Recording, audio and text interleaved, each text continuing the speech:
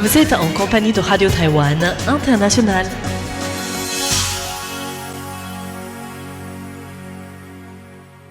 Bonjour à tous et bienvenue sur l'antenne française de Radio Taïwan International. Ici Lisa Dufaux pour vous présenter le programme de ce mardi 6 janvier 2026. Aujourd'hui, c'est Sasa qui vous présentera le journal de l'actualité qui sera suivi du décryptage dans lequel Floriane reviendra en ce jour des rois sur l'histoire des rois et des reines à Taïwan. Vous pourrez ensuite me retrouver avec la revue Asie-Pacifique, avec cette semaine une revue spéciale dans laquelle je vous propose de rencontrer Julius Ibrani, président de la Indonesian Legal Aid and Human Rights Association, à qui la Fondation taïwanaise pour la démocratie a récemment attribué le 20e prix pour la démocratie et les droits de l'homme en Asie. Voilà pour les ondes courtes et vous pourrez également retrouver sur notre site internet un nouvel épisode de La Ville en pratique présenté par Clément Tricot qui s'intéresse aujourd'hui à un musée-bibliothèque à Taichung qui propose un nouveau rapport à l'art et à la connaissance. Je vous souhaite à tous une excellente écoute et je vous laisse sans plus tarder en compagnie de Sasa pour le journal de l'actualité dont voici les principaux titres.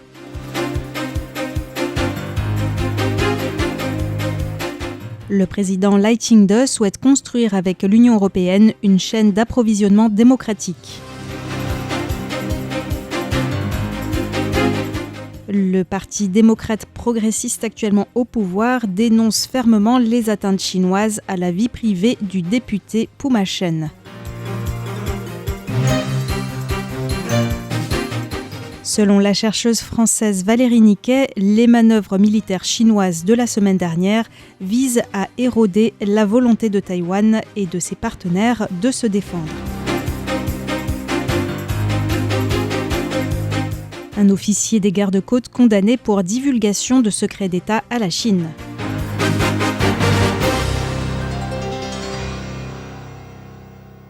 Le président Lai Ching-te souhaite construire avec l'Union européenne une chaîne d'approvisionnement démocratique. Michael Galler, président du groupe d'amitié avec Taïwan du Parlement européen, est arrivé hier à Taïwan à la tête d'une délégation de 10 députés européens. Ce mardi 6 janvier, la délégation a été reçue par le président Lai Ching-te. Celui-ci a déclaré que ces dernières années, Taïwan et l'UE avaient approfondi de manière significative leur dialogue, coopération et échanges dans divers domaines. Lai Ching-te a également exprimé sa profonde gratitude envers le Parlement européen pour l'adoption de nombreuses résolutions favorables à Taïwan et de son soutien indéfectible à la participation internationale de Taïwan. Le président a souligné que face aux défis complexes posés par l'autoritarisme chinois, il était nécessaire de réaffirmer que la paix repose sur la force et que les pays démocratiques coopèrent pour résister à l'expansion autoritaire. Lai Ching-te a insisté sur le fait que Taïwan possédait les capacités, la volonté et la détermination nécessaires pour devenir le partenaire le plus fiable de l'Europe, en particulier dans les secteurs des semi-conducteurs et des hautes technologies. On l'écoute.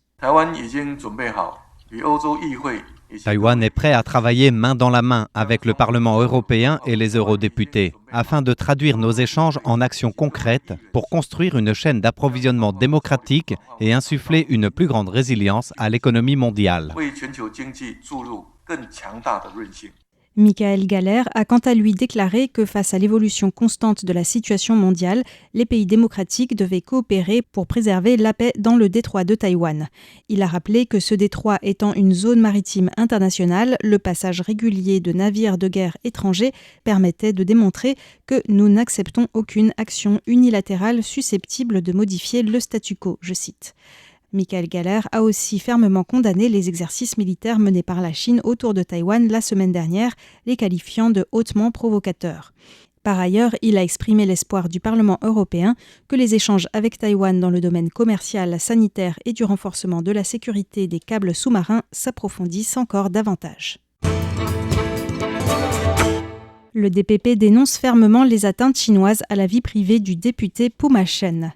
Le cofondateur de l'Académie Kuma et député du DPP Puma Chen a été placé par la Chine en octobre dernier sur la liste des personnes recherchées pour promotion de l'indépendance de Taïwan. Le 2 janvier, il a vu les plans et images satellites de sa résidence et de son lieu de travail dévoilés par des médias d'État chinois sur leurs réseaux sociaux. Le ministère taïwanais des Affaires étrangères a condamné cette action dès le lendemain, déclarant que la tentative de la Chine de semer la peur et d'intimider la société démocratique taïwanaise viole les conventions internationales, constitue une atteinte grave à la vie privée et témoigne d'un manque total de moralité.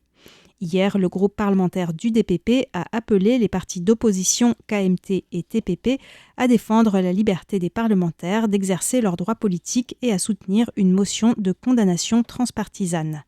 Lors d'une conférence de presse tenue par plusieurs députés du DPP, Puma Chen a déclaré n'avoir aucune crainte, mais espérer que le public prenne cette affaire au sérieux, car si le gouvernement chinois peut intimider arbitrairement des parlementaires taïwanais, il pourra intimider des citoyens ordinaires à l'avenir. Selon Valérie Niquet, les manœuvres militaires chinoises visent à éroder la volonté de Taïwan et de ses partenaires de défense. La spécialiste de l'Asie à la Fondation pour la recherche stratégique, Valérie Niquet, s'est exprimée hier dans une tribune du journal Le Monde à propos des manœuvres chinoises inopinées qui se sont déroulées les 29 et 30 décembre dernier autour de Taïwan. Lors de ces exercices de tir réels, l'armée populaire de libération a notamment lancé 27 roquettes dans les eaux à proximité de Taïwan.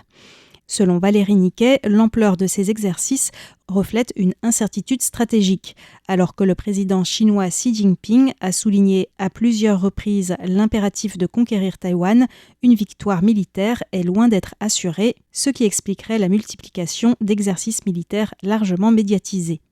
Valérie Niquet estime que ces exercices ne servent pas uniquement à l'entraînement, mais aussi à installer l'idée que l'armée populaire de libération est invincible et que toute tentative de soutien extérieur entraînera une détérioration de la situation régionale. La chercheuse a constaté que depuis 2022, la Chine met l'accent désormais sur la lutte contre les ingérences étrangères. Cette rhétorique vise à se décharger préventivement de la responsabilité d'une crise et à présenter les pays étrangers comme les instigateurs potentiels de l'escalade. L'objectif est de susciter un climat de fatalité et de saper la volonté de résistance des Taïwanais et des alliés de Taïwan, selon Valérie Niquet. Un officier des gardes-côtes condamné pour divulgation de secrets d'État à la Chine. Ce mardi 6 janvier, le tribunal de Kaohsiung a prononcé en première instance une peine de prison de 7 ans et 8 mois à l'encontre d'un ancien officier des gardes-côtes pour corruption, divulgation de secrets d'État et militaire à la Chine, mettant en danger la sécurité nationale. Le tribunal a précisé que le coupable avait été recruté par un Chinois entre 2022 et 2024 pour photographier des secrets d'État et militaires, des documents et des enregistrements électromagnétiques en dehors du strict domaine de la défense nationale qu'il transmettait ensuite par messagerie instantanée en échange de pots de vin. Le recrutement direct de travailleurs indonésiens est étendu au secteur de la construction, de l'abattage et de la pêche. Afin de s'aligner sur les tendances internationales en matière de recrutement équitable et de renforcer la coopération directe entre Taïwan et les pays d'origine des travailleurs migrants, le ministère du Travail a annoncé aujourd'hui avoir récemment abouti à un consensus avec le gouvernement indonésien. Cet accord permet d'étendre à compter de cette année le recrutement direct, sans passer par des agences intermédiaires, à de nouveaux secteurs que sont la construction, l'abattage et la pêche maritime. Jusqu'à présent, seuls les secteurs de la manufacture, des soins à la personne et de l'agriculture étaient déjà concernés par le recrutement direct de travailleurs indonésiens. On écoute Chen Mingshan, directeur adjoint du Centre des affaires transnationales de l'Agence pour le développement de la main-d'œuvre du ministère du Travail. Le système de recrutement direct accélère non seulement le processus de sélection des travailleurs, cela renforce l'autonomie des employeurs en matière d'embauche et cela est également en phase avec la tendance internationale actuelle en matière de recrutement équitable. Ce système permet également d'exempter les travailleurs de frais d'agence, de renforcer la transparence des sélections des travailleurs et de protéger les données personnelles afin d'éviter les risques de facturation abusive et d'exploitation. Le ministère taïwanais du Travail propose aussi divers services, notamment l'accompagnement des travailleurs dans leur transition et la gestion personnalisée de leurs dossiers. Des consultants bilingues ont été déployés pour faciliter la communication entre employeurs et travailleurs migrants. La rémunération des livreurs de repas ne pourra être inférieure à 45 $ taïwanais par commande. Afin de protéger les droits des livreurs, des consommateurs et des commerçants partenaires et de réglementer les plateformes de livraison de repas, le ministère du Travail a proposé en novembre dernier l'élaboration d'une loi. Le yuan législatif a finalement adopté aujourd'hui, en troisième lecture, une loi sur la protection des droits des livreurs et sur la gestion des plateformes de livraison de repas. Concernant la rémunération des livreurs, cette loi prévoit que la rémunération de base par commande ne peut être inférieure à 45 $ taïwanais, soit 1,30 € par commande. Un ajustement annuel sera effectué conformément aux éventuelles augmentations du salaire horaire minimum. À Taïwan, le taux d'obésité des enfants est supérieur à la moyenne internationale. La Child Welfare League Foundation a publié récemment son dernier rapport sur l'état de l'alimentation et de la nutrition des enfants à Taïwan. Les résultats montrent que le taux de surpoids et d'obésité chez les enfants taïwanais a atteint 30%, dépassant la moyenne mondiale qui est actuellement de 25% selon l'OMS. L'enquête a mis en évidence une consommation excessive de compléments alimentaires, une hydratation insuffisante et une consommation trop fréquente de nourriture de mauvaise qualité chez les enfants scolarisés. Ces habitudes alimentaires peuvent facilement entraîner de l'anxiété, des difficultés de concentration, de l'insomnie et des problèmes digestifs. Cette enquête a aussi révélé que plus de 10% des écoliers ne prenaient pas de petit déjeuner plusieurs jours par semaine ou que celui-ci était souvent pris dans la précipitation. La Fondation encourage les parents à prendre plus souvent les repas avec leurs enfants car c'est un moment privilégié pour instaurer de bonnes habitudes alimentaires. C'était le journal de l'actualité taïwanaise du mardi 6 janvier 2026, présenté par Sasa. Merci de votre fidélité à Radio Taïwan International.